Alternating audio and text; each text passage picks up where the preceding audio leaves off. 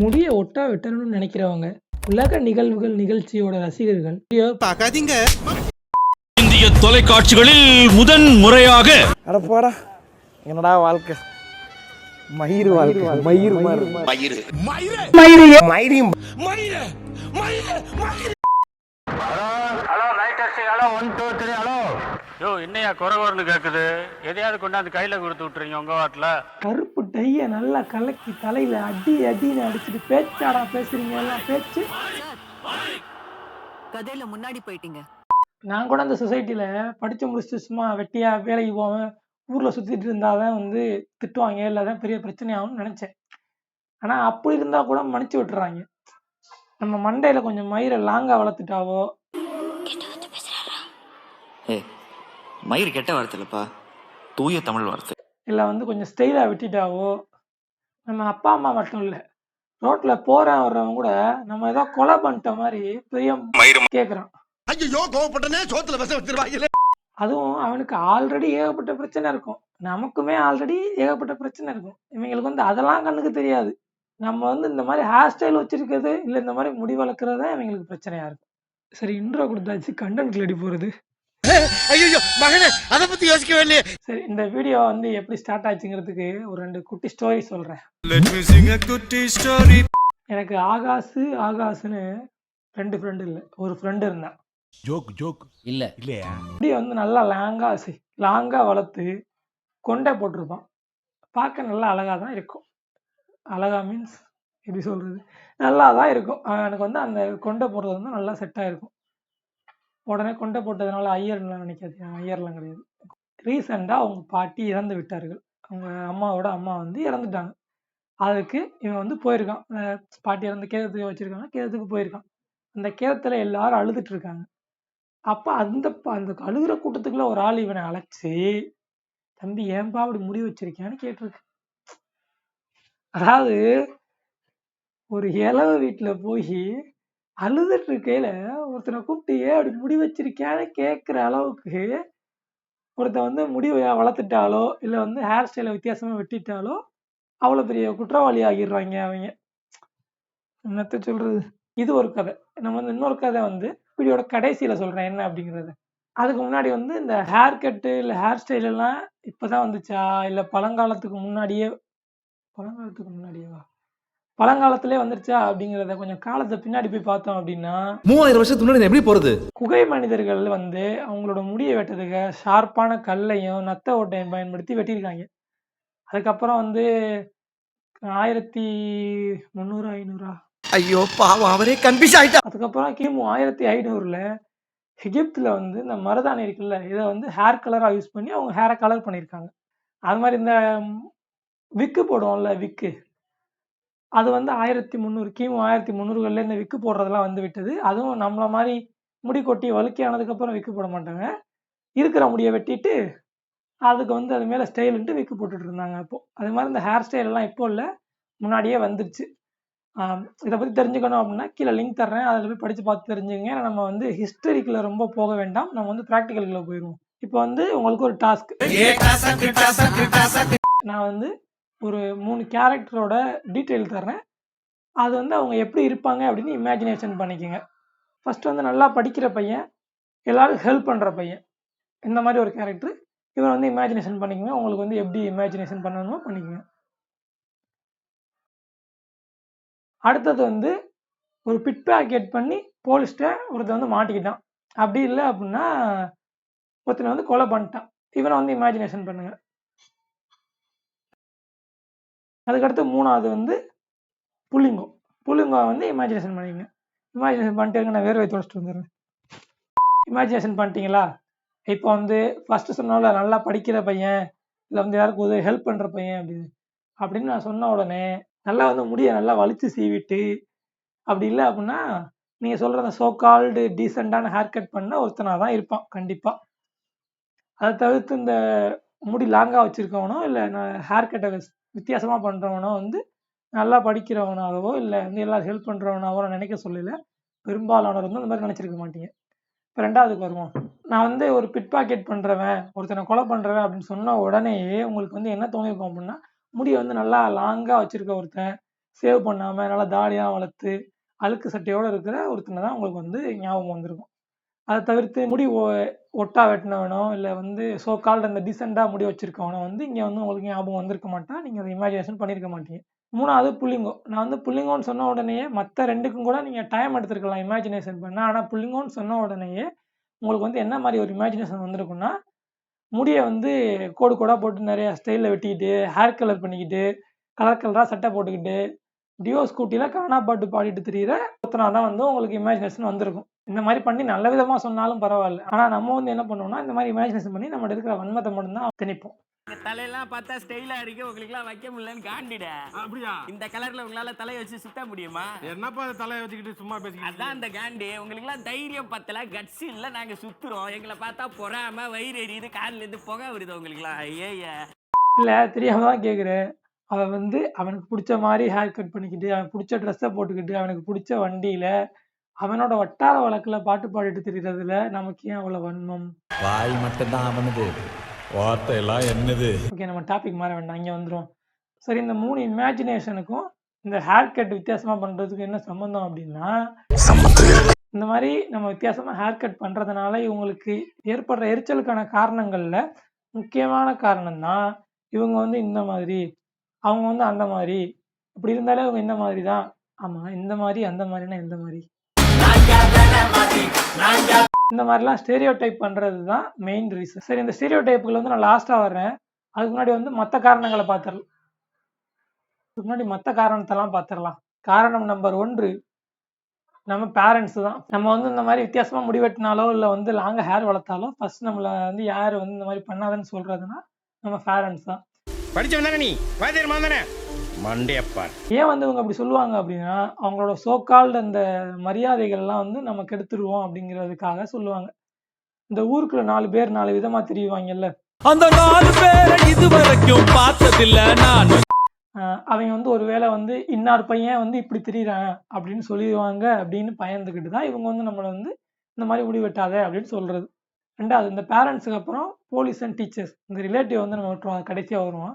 இந்த parents and டீச்சரோட mentality மோஸ்ட்டாக எப்படி இருக்கும் அப்படின்னா, அவங்களுக்கு முன்னாடி நிற்கிற ஒருத்தர் அவங்களுக்கு கம்மியாகவோ, அதாவது ஒரு ஸ்டூடெண்ட்டாகவோ இல்லை வந்து போலீஸுக்கு கம்ப்ளைண்ட் கொடுக்க போகிறவராகவோ இல்லை பொதுமக்களாகவோ போலீஸ்கிட்ட போனோம் அப்படின்னா அவங்களுக்குலாம் என்ன தோணும்னா, இவங்க எல்லாம் வந்து நமக்கு கீழே அப்படின்னு தான் தோணும். அதாவது அவங்களோட அதிகாரத்துக்கும் கீழே தான் இவங்க, நம்ம எல்லாரும் அவங்க சொல்கிறத வந்து நம்ம கேட்கணும் அப்படிங்கிற மைண்ட் செட்டில் தான் இருப்பாங்க. பெரும்பாலானோர் அப்படி தான் இருப்பாங்க. இதெல்லாம் மீறி வந்து ஒருத்தன் போய் அவங்களுக்கு முன்னாடி வித்தியாசமான ஹேர் ஸ்டைலோ இல்லை வந்து லாங் ஹேரோ வச்சுட்டு போய் நின்னா அப்படின்னா, இது வரைக்கும் அவங்களோட அந்த டிக்ஷனரியில் வந்து நீட்டாக இருக்கிறது இல்லைன்னா சோ கால் டீசென்ட் ஹேர் கட்டு அப்படின்னு எழுதி வச்சிருக்க இடத்துல அதுக்கு மாறா ஒருத்தன் போய் நிற்கையில அவங்களுக்கு வந்து அவங்களோட ஈகோவை டச் பண்ணுற மாதிரி இருக்கும். என்ன அப்படின்னா, அவங்களோட அதிகாரத்தை மீறுற மாதிரி இருக்கும். அதனால வந்து அவங்க என்ன பண்ணுவாங்க அப்படின்னா, இப்போ டீச்சராக இருந்தால் வந்து நம்ம நிறைய நியூஸ்லாம் பார்த்துருக்கோம். ஒழுங்காக முடி வெட்டிட்டு வராதவங்களை வந்து கேட்டுகிட்டே வச்சு ஹெட் மாஸ்டர் வந்து முடி வெட்டி விட்டார். போலீஸ் வந்து வித்தியாசமாக முடி வச்சிருக்க ஒரு பையனை வந்து கேஸ் போட்டுருவேன்னு மிரட்டி பார்பர் ஷாப்பில் கூப்பிட்டு போய் வந்து முடி வெட்டி விட்டார் அப்படின்னு நிறைய நியூஸ்லாம் இது மாதிரி நிறைய நியூஸ்லாம் வந்துச்சு. நம்ம அதிலலாம் என்ன பண்ணிட்டு இருந்தோம் அப்படின்னா, நிறையா ஃபயர் விட்டுட்டு இருந்தோம். 3வது அந்த ஸ்டீரியோடைப், அதாவது வந்து இந்த மாதிரி முடி வச்சுருந்தாலே அவங்க இப்படி தான். நம்ம முதல்ல சொல்லியிருந்தோம்ல, நம்ம மைண்டில் அப்படி ஃபிக்ஸ் ஆகிருக்கும் அப்படின்னா, நல்லவனாலே இந்த மாதிரி ஒயிட்டாக ஒட்டை முடி வெட்டிட்டு இருக்கிறவன் தான். வந்து கெட்ட வேலை திருடுறவன் கொலைகாரன் அப்படின்னாலே அவன் வந்து கருப்பாக முடி நிறையா வச்சுக்கிட்டு இல்லை ஹேர் கட் வித்தியாசமாக பண்ணுறவனா தான் இருப்பான் அப்படிங்கிற மாதிரி தான் செட் ஆகிருக்கும். ஏன் அப்படின்னா, நம்ம டெய்லி பார்க்குற சினிமாக்களில் வந்து இந்த மாதிரி தான் வந்து நம்மளை போர்ட்ரே பண்ணுவாங்க. அது மட்டும் இல்லாமல் ஒரு குறிப்பிட்ட சாதியினரை வந்து முன்னாடி முடி வெட்டுறதுக்கு அனுமதிக்கலை. இதெல்லாம் சேர்ந்து தான் இப்போ சொசைட்டியில் என்ன ஆயிடுச்சு அப்படின்னா, மோஸ்ட்டாக ஒரு ஊரில் ஒருத்தன் வந்து அதிகமாக முடி வச்சுருந்தான் அப்படின்னா அவனை வந்து ஒரு சாதி பேரை சொல்லி திட்டுறது தான் வழக்கமாக இருக்குது. இன்னுமே அந்த மாதிரி அந்த வார்த்தைகள் எல்லாமே பயன்பாட்டில் தான் இருக்குது. இது எல்லாமே என்னென்னா, நம்ம மைண்டில் உள்ள வந்து ஒரு இன்டர்னல் கேஸ்டிசம் தான். இந்த முடி வெட்டுறது, இந்த அதில் உள்ள கேஸ்ட்டை பற்றிலாம் வந்து இதில் நம்ம ஃபுல்லாக பார்க்க வேண்டாம், அது தனியாக வீடியோ போடுவோம். நம்ம வந்து என்னங்க சார் உங்கள் சட்டத்திலையோ இல்லை டாட்டுக்காவிலையோ வந்து அதை பற்றி பார்ப்போம். நம்ம இங்கே வந்து இந்த இதில் உள்ள இந்த கேஸ்ட்டை பற்றி பார்க்க வேண்டாம், நம்ம அடுத்து வந்துடுவோம். அந்த மாதிரி முடி அதிகமாக வளர்க்குறவங்களோ இல்லை ஹேர் ஸ்டைல் வித்தியாசமாக பண்ணுற எல்லாருமே நல்லவங்க, இல்லை வந்து ஒட்டா வெட்டுறவங்க, இந்த டீசெண்டாக நீங்கள் சொல்லிக்கிற மாதிரி வெட்டுறவங்க எல்லாருமே வந்து கெட்டவங்க அப்படின்னு சொல்லவில்லை. நான் என்ன சொல்கிறேன் அப்படின்னா, நீங்கள் எல்லாம் ஒரு மைண்டில் வச்சுருக்கீங்களா, இந்த மாதிரி முடி வெட்டினாலே வந்து அது வந்து அந்த மாதிரி தான், இந்த மாதிரி முடி வெட்டுறதே வந்து ஒரு கேவலமான விஷயம் அப்படின்லாம் ஒன்று இருக்குல்ல, அது எல்லாம் தப்புன்னு தான் சொல்கிறேன். டீச்சரோ இல்லை போலீஸோ இந்த மாதிரி முடி வெட்டாதீங்கன்னு சொல்கிற எல்லாருமே வந்து கொஞ்சம் யோசிச்சு பாருங்கள். நீங்கள் சின்ன வயசில் வந்து சூப்பர் ஸ்டாரையோ இல்லை கமலஹாசனையோ பார்த்து அவங்க வைக்கிற ஹேர் ஸ்டைல்லாம் நீங்கள் ட்ரை பண்ணியிருப்பீங்க. இப்போ வந்து உங்கள்கிட்ட ஃபோன் இல்லை, மோஸ்ட்டாக இன்டர்நெட் கனெக்ஷன் இல்லை. இப்போ வந்து எல்லாத்தையுமே இன்டர்நெட் வந்துருச்சு. அவங்க வந்து எங்கேயோ ஃபாரினில் உள்ள ஒரு கல்ச்சரில் உள்ள ஒரு ஹேர் கட்டை வந்து இங்கே பார்க்குறாங்க, அவங்களுக்கு பிடிச்சிருக்கு, அவங்க வெட்டிக்கிறாங்க. நம்ம வந்து இந்த மாதிரி முடி வெட்டுறதுல போய் வந்து இந்த டீ சண்டையோ இல்லை வந்து இந்த மாதிரி முடி வெட்டினாலே அவங்க இப்படி தானோ அப்படிங்கிறத போய் சேர்க்க தேவையில்லை. அப்படி இல்லை எங்களோட கலாச்சாரம்லாம் கெட்டு போகுது அப்படின்னா, உங்களோட கலாச்சாரப்படி ஹேர் கட் பண்ணுறத விட ஹேர் வளர்க்குறது தான் வந்து எனக்கு தெரிஞ்சு அப்போ வந்து இருந்திருக்கும். ஏன்னா நீங்கள் காட்டுற இந்த ராஜராஜ சோழனோ இல்லை மற்ற எந்த அரசர்களை காட்டினாலும் அவங்களுக்கு முடி லாங்காக தான் இருக்குது. அப்போது நீங்கள் கலாச்சாரத்தை சொல்லி இந்த மாதிரி பண்ண முடியாது. அதே மாதிரி இந்த கலாச்சார காவலர்களுக்கு வந்து இன்னும் ஒரு வேண்டுகோள் என்ன அப்படி என்றால், நீங்கள் எதையோ கலாச்சாரத்தை காப்பாற்றுறேன்னு சொல்லிட்டு தெரியுறீங்க, தயவு செஞ்சு இன்னொரு கலாச்சாரத்தையும் காப்பாற்றுங்க. என்ன கலாச்சாரம் அப்படின்னா, இந்த லவ் மேரேஜ் பண்ணுறது. உங்கள் தமிழரோட பண்பாட்டில் வந்து காதல் திருமணம் செய்வது தான் கலாச்சாரம். அதுவும் தாலி கட்டாமல் திருமணம் செய்வது தான் கலாச்சாரம். தயவு செஞ்சு அந்த கலாச்சாரத்தை கொஞ்சம் மீட்டெடுங்க. வயிறில் மீட்டெடுப்பாங்க. கல்யாணம் பண்ண போனால் முதல்ல கேட்குறதே இவங்க என்ன ஆளுன்னு தான் கேட்பாங்க. நீங்கள் மீட்டெடுக்கிறாங்க. முதல்ல இமேஜினேஷனுக்கு காட்டணும்ல. இப்போ நீங்கள் வந்து முடி அதிகமாக வளர்க்குறவங்கலாம் கெட்டவங்க அப்படின்னா, சேகுவரா, கால் மார்க்ஸ் இவங்களெல்லாம் வந்து கெட்டவங்களா? இல்லை வந்து ஒட்டா வெட்டுறவங்கலாம் நல்லவங்கன்னு நீங்கள் சொன்னீங்க அப்படின்னா, ஹிட்லரு இல்லை வந்து இந்த ஜாலியன் வாலாபாக் படுகொலை பண்ண அந்த வெள்ளைக்கார டயர், இல்லை காந்தியை சுட்டு கொண்ட கோட்ஸே, இவங்க எல்லாம் வந்து நல்லவங்களா? இல்லை. அதே மாதிரி தான் நீங்கள் வந்து இந்த மாதிரி முடி வச்சுருந்தாலே இவங்க நல்லவங்க, இவங்க கெட்டவங்கன்னு முடியை வச்சு ஒருத்தவங்கள சொல்லவே முடியாது. ஆனால் அதை வந்து நமக்கு வந்து நம்ம பார்க்குற சினிமாக்கள்லையோ இல்லை டெய்லி பார்க்குற இல்லை பேசுகிறவங்கள்ட்ட வந்து நமக்கு வந்து ஆழமாக பதிந்து விட்டது. இது எப்போ மாறும் அப்படின்னா, இப்போ இருக்கிற நம்ம இந்த ஹேர் கலர் பண்ணுறவங்க இல்லை ஹேர் வித்தியாசமாக வெட்டுறவங்க அப்படின்லாம் கொஞ்சம் நல்லா படித்து வேறு ஏதோ ஒரு வேலைக்கெலாம் நல்லா பெரிய பெரிய பொசிஷனுக்கெலாம் வந்துட்டீங்க அப்படின்னா, கண்டிப்பாக இந்த மாதிரி பண்ணுறவங்களாம் நான் அந்த மாதிரி பொசிஷனுக்கு வரலன்னு சொல்ல வரல. அந்த மாதிரி வந்து எல்லாருக்கும் வெளியில் நிறையா பேர் வந்து எல்லாருக்கும் வெளியில் தெரிய ஆரம்பிச்சிருச்சு அப்படின்னா, இவங்களுக்கே வந்து ஒரு செட் ஆயிரும். என்னென்னா, ஓகே இந்த ஹேர் கட் பண்ணவங்க வந்து படிக்காமல் ஊர் சுற்றிட்டு இருக்க மாட்டாங்க, அவங்களும் படித்து நல்ல வேலைக்கு இல்லை நல்ல ஒரு இடத்துக்குலாம் போய் சேருவாங்க அப்படின்னு ஒரு மைண்ட் செட் வந்துடும். அந்த மாதிரி வரையில் இந்த மாதிரி பிரச்சனைகள் எல்லாமே முடிந்துவிடும். இதை நீங்கள் இன்னொரு மாதிரியும் எடுத்துக்கலாம். என்னென்னா, இவங்களுக்கு ப்ரூஃப் பண்ணதுங்கன்னு நாங்கள் ஏன் இவ்வளோ இந்த மாதிரிலாம் பண்ணணும் அப்படின்னு அந்த மாதிரியும் எடுத்துக்கலாம். ஆனால் நம்ம இந்த மாதிரிலாம் பண்ணால் மட்டும்தான் இந்த மாதிரி உள்ள பிரச்சனைகள் எல்லாம் முடிவு வரும். இந்த மாதிரி ஒரு இதாகி போச்சு. தெரிஞ்சு வன்ம மூடு போட்டே ஆகணும்னு நினைக்கிறேன்.